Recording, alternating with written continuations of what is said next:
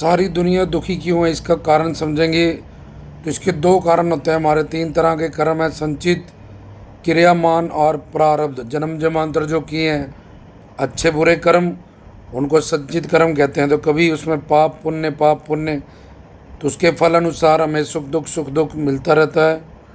दूसरा प्रारब्ध, जो अभी कर रहे हैं हम, जो अभी कर रहे हैं क्रियामान, और जो हम भोगने आए इस दुनिया में, उसको प्रारब्ध कहते हैं। उस संचित कर्मों में से एक छोटा सा पार्ट ऑफ लाइफ जो 70 80 साल 100 साल की है, जिसमें पाप पुण्य पाप पुण्य पाप पुण्य इस तरह से उदय होते रहते हैं और सुख दुख मिलता रहता है। एक तो दुख मिलने का कारण ये संचित कर्मों में पड़ा हुआ पाप है, जो हमें एक प्रारब्ध के रूप में, लाइफ के रूप में, सुख दुख के रूप में कुछ सालों के लिए भोगना के लिए यहाँ भेजा गया। और आगे अब क्रियामान जो कर्म है, जो अब हम कर रहे हैं, उसमें भगवान ने शास्त्रों में हमें ये ज्ञान दिया था कि सबसे पहले वेद बना के, फिर शास्त्र बना के, पुराण बना के, स्मृतियाँ, उपनिषद बना के, कि भाई संसार में अगर तो सुख शांति प्रेम आनंद पाना है तो दो बातें हमेशा याद रखना कि संसार माया से बना है। इसलिए संसारी व्यक्ति वस्तुओं से व्यवहार करना अच्छा, छोटों से प्यार, अगर डांट दो भी दो तो अंदर ममता, और बड़ों का सत्कार करना, ये भगवान ने कहा था। और खरी गुरु से, साधु संतों महात्मा से ईश्वर के निर्गुण निराकार सगुण साकार दो रूप होते हैं, और उसके अवतारों से प्यार करना है, क्योंकि ये सब पवित्र हैं, पावन हैं, और हमारे पापों को नष्ट कर देने वाली पर्सनालिटीज़ हैं।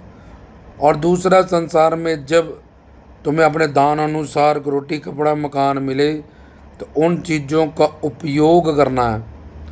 और हरि गुरु के नाम गुण रूप लीला धाम कीर्तन संत, इनके शब्द स्पर्श रूप रस सुगंध, इसका उपभोग करना है, क्योंकि ये सुख शांति प्रेम आनंद में सारा मटेरियल है जो रियलिस्टिक है, और इधर दूसरी तरफ वो मटीरियलिस्टिक चीज़ें हैं। संसार के सुखों में जो कि माया के भ्रम के कारण हमें लगते हैं, उसमें तीन दोष होते हैं। एक तो मिलने बाद वो कम होते रहते हैं, स्थिर नहीं रहते, और वो सबसे बड़ा एक से बड़ा एक से बड़ा एक। जब एक चीज़ हमें मिल जाती है तो हम आगे भाग लेते हैं, उस चीज़ का भी आनंद पूरी तरह से नहीं पा पाते हैं। और तीसरा, संसार का ये जो हमारा जीवन है, ये क्षण भंगुर है। एक ही मिनट सेकंड में हम देखते हैं ब्रेन एवरेज हो गया, हार्ट अटैक हो गया, किसी को कुछ और हो गया, किडनी फेलियर हो गया, हार्ट फेलियर हो गया, तो एक ही मिनट में, पल भर में, क्षण में उसकी मृत्यु हो जाती है। इसलिए हमेशा एक डर मृत्यु का इसमें हमें जुड़ा रहता है, जब हमें ज्ञान नहीं होता तो सारा संसार दुखी क्यों है। एक तो संचित कर्मों के पापों के फल के अनुसार जो प्रारब्ध किस्मत में ये जीवन मिला है, उसमें सुख दुख है, तो इसलिए दुख आते रहते हैं। और क्रियामान में अब जो हमें ऑर्डर दिया था हरि गुरु ने, वेद बना के शास्त्र बना के, अगर सुख शांति प्रेम आनंद पाना है तो कहाँ पे प्यार करना है, कहाँ व्यवहार करना है, मतलब ड्यूटी, और किस चीज़ों का उपयोग करना है और कहाँ पे उपभोग करना है। भगवान ने अच्छा रोटी कपड़ा मकान दिया, दौलतें शौहरतें दी, तो उसको शुक्राना है, उसके शुक्राने में रहो।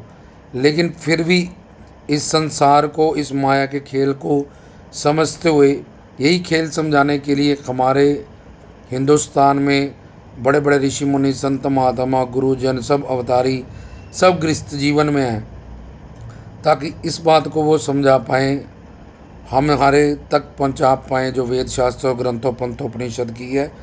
इसलिए उनके जीवन और अवतार लीला में भी हम देखते हैं कि वो दुखों से भरी हुई है, लेकिन उनके अवतार लीलाओं से वो मोह रहित रहते हैं और हमें भी सिखाते हैं, गुरु पीर साधु संतों की अवतारी पुरुष अवतार धारण करके, कि भगवान का क्रियामान में ये लॉ, ये रूल अगर तुम ओबे नहीं करोगे तो इस जीवन में तो दुख पा ही रहे हो और आगे भी 84 लाख की सज़ा पाओगे।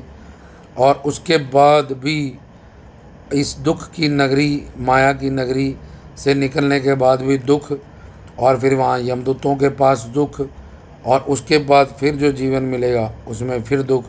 तो इसलिए संसारी हमेशा दुखी था, है और हमेशा दुखी ही रहेगा। उसने माँ के पेट में जो वादा आपने हरि गुरु भगवान से किया था, और जो वेद शास्त्र ग्रंथ पंथ उपनिषद भगवान ने इस संसार को बनाने से पहले प्रकट किए, सुख शांति प्रेम आनंद पाने के लिए, उन सब रूलों को, उन सब लॉ को उसने ब्रेक कर दिया। लेकिन बाकी सारी सृष्टि लॉ में चल रही है। सूर्य हो, चंद्रमा हो, चांद हो, आकाश हो, तारे हों, सात समुंदर हो, नौखंड पृथ्वी, ग्रह नक्षत्र हो। लेकिन इंसान जब हुक्म से बाहर हो जाता है तो वो पीछे भी अपने कर्मों से दुख पा रहा है और आगे भी वही सब काम कर रहा है जिससे उसको दुख ही मिलेगा। जय श्री सतगुरु जोगी पीर धाम। जो अपनी गलती सुधार लेगा उसको सुख शांति प्रेम आनंद मिल जाएगा। कि भगवान बोलेगा जो मुझसे मैंने तुझे सिखाया था मनुष्य जीवन में, कर्म योनि प्रदान, ज्ञान शक्ति प्रदान किया, और एक सच्चे गुरु श्रोत्रिय ब्रह्मनिष्ठ तत्वदर्शी संत से पहले थ्योरेटिकल और प्रैक्टिकल ज्ञान पा के साधना करके तो निहाल हुआ, मालो माल हुआ। तेरा ही हीरा जन्म मनुष्य जीवन जिसके लिए तुझे मिला था, वो अपना काम जो तू करने आया था, बाहर जन्म बिछड़े थे माधो, जन्म तुम्हारे लिखे तो निहाल मालो माल हो जाएगा। जय श्री सतगुरु जोगी पीर धाम।